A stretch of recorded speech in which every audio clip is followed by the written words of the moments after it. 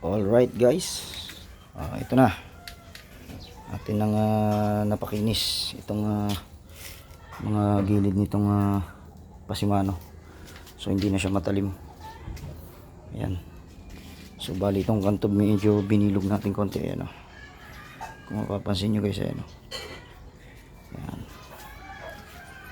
So okay na, napakinis na natin. So bali babasahin na lang natin ng tubig yan, babaldyuhan natin para mawala yung alikabok at sumipsip yung semento ng tubig para siya ay tumibay.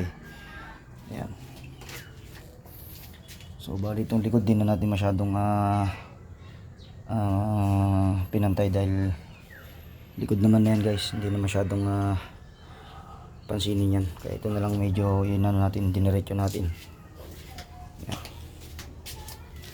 So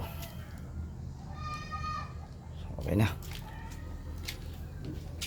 Yan, makinis na siya. Hindi na siya nakakasugat maging yan dito. Yan.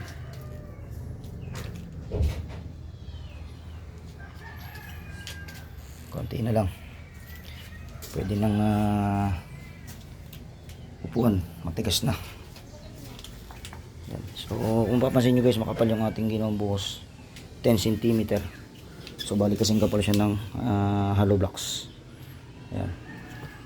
So kailangan nating kapalan dahil para matibay at para hindi siya magiba pagka may umupo na malalaking tao, heavy weight. Yan. So yan, natapos na rin ang aking project dito sa bahay. So mag-iisip pa ako kung anong aking isusunod. Yan. Alright.